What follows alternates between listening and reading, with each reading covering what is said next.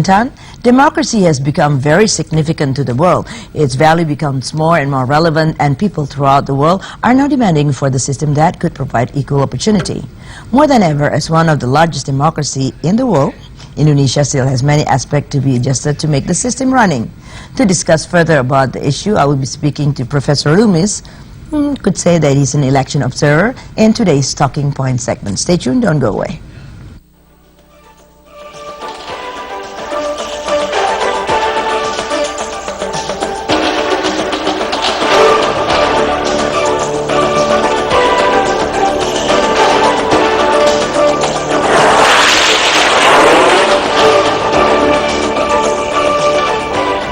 Hi, it's Intan Nugroho again, and this time it's Professor Loomis, who might say that it says here an election observer. I don't know. Let's ask him. Thank you for coming to the studio, Professor. It's my pleasure. So what can I call you? What are you? An observer? You are a professor. I've been invited by the State Department to be a lecturer on American politics, and particularly the election of 2012 that's coming up with Obama running for re-election.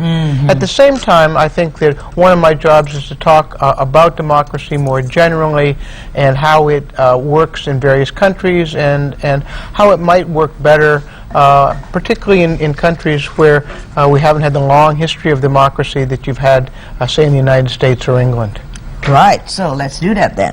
So we're going to talk about that. So as more and more countries are now working hard to establish democracy, especially maybe in the Middle East and in other countries, can you comment on that? Sure. I think that one of the great progressions over the last 30 or 40 years has been the establishment of more and more democracies. So you have Eastern Europe, for example, becoming more democratic. South America has had democracy in form, but it's now becoming more democracy in substance. Certainly across Central Asia, to an extent in Africa even, and then in many places in Asia. So I think that overall you've gone from a modest number of democracies to maybe 130, 150 around the world. And of course they're all in different stages, and they come to the idea of democracy in very different ways. Right. So why do you think there are more democracy countries? But what I mean is countries that are, stipulated with democracy. Do you think it's like a trend?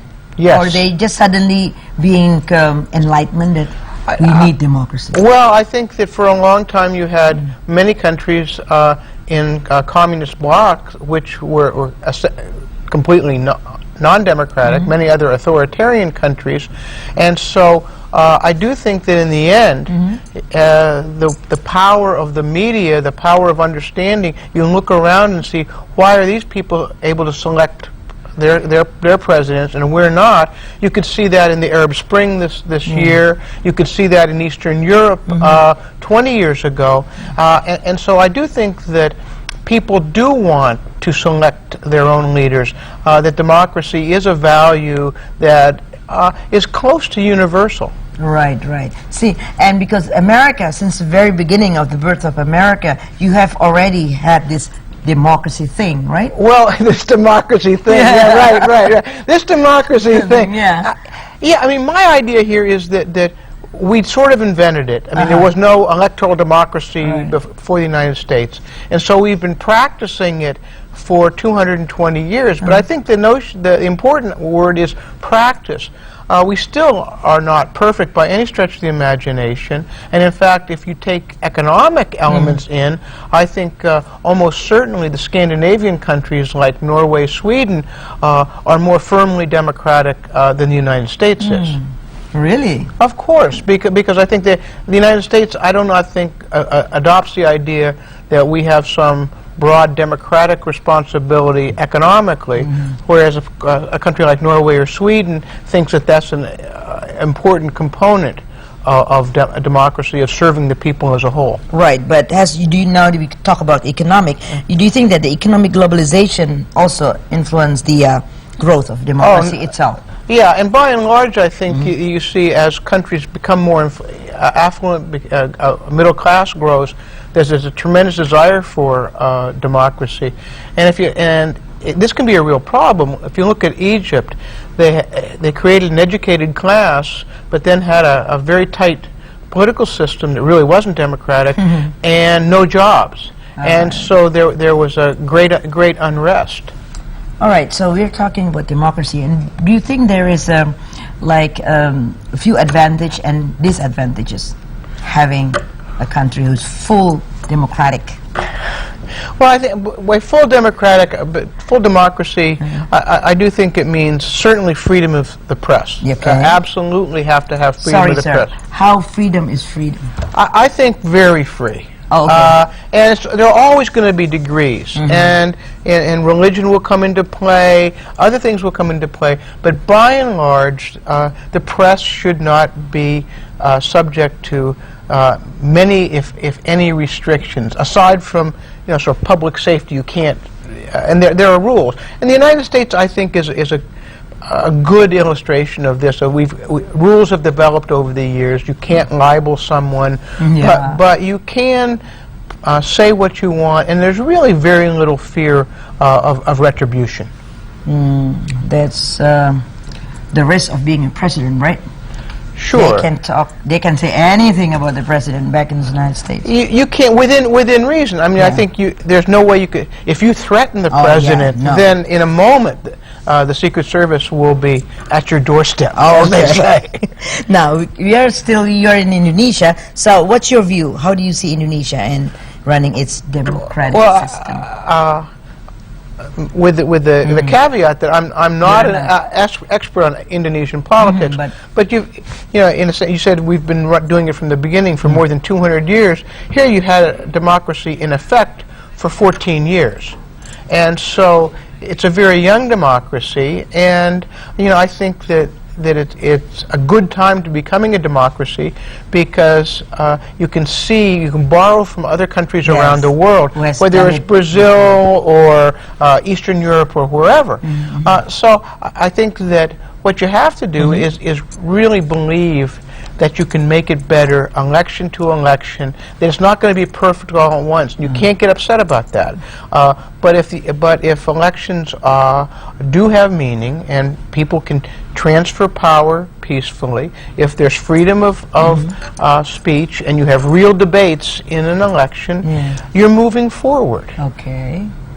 And one of the criteria of a democratic country is having their own election, right? But having free and fair elections, and then having those elections be meaningful in terms of you convert what the election says into some kind of public policy. Now, not perfectly ever, because the legislature has to meet, and there are all kinds of reasons that you may not do exactly. But I think that policy has to follow from the election. Okay, this is a different thing. Do you think that it takes only one person to change the world? What I mean is, like the Berlin Wall, for example. Do you think it takes one person? Which one person changed that? Maybe Margaret Thatcher or whoever. Ronald Reagan. Ronald Reagan. They put it on the table, and some of them agree, some of them not. Eventually, what do you think? I mean, in the end, I think one person can make a big difference within a context. Okay. Barack Obama, by becoming a candidate and being elected, may have had more influence than anything he did after that. But I think that in the end, as a political scientist, as a student of political institutions, in the end, it's very dangerous to rely just on a person, but you have to build strong institutions. That any individual is replaceable. But if you have strong institutions, they will carry out to next year and 10 years and 20 years down the line. What I mean is, one person who has charisma can influence a certain kind of group. Absolutely. But again, relying on one person with charisma to do everything, you end up moving potentially towards some kind of a dictatorship. So you want to have charisma, but you want to have limitations. Okay. So since you are now in Indonesia again, I would like to ask the governor's election is coming. Can you just comment on that? I can't comment on the specifics, but I worked for a governor in my home state, very similar. Where is that? in Kansas, the Okay. middle of the country in the I know. United States. Cowboy. Yeah, sort of cowboy. Yeah. And what I found, we were talking about this with students today, And we were talking about the governor election, and they what's important? And they, well, flooding was important. Education, traffic was important. And the point is that what I learned in working for my governor is that when you talk about the president or the nation, oh, that's very broad.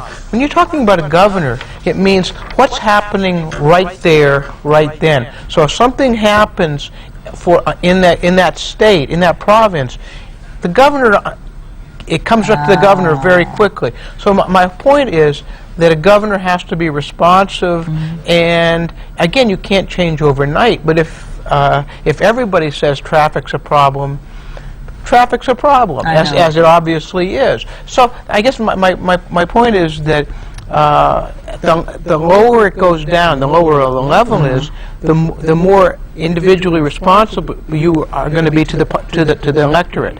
And I think that's good. I think that the governors and mayors are often more responsive than presidents are. Right. And do you think that focusing on the most important, like traffic, is the best that a governor could do? I think that you've got to focus on what's doable. Okay. But it's sort of a combination of what's doable and what's important. So if traffic is really important, then you've got to focus on it. But you may have other things that might be a little easier to do, and you want to focus on those as well. Thank you. Professor, I'd like to talk to you the whole night, but then again, time is limited. Thank you very much for coming to the studio. My pleasure, Intan. That's right. And Professor Loomis, enjoy the rest of your stay. I will for sure. Thank you very much. Thank you, sir. Okay. Thank you. And that's our talking point for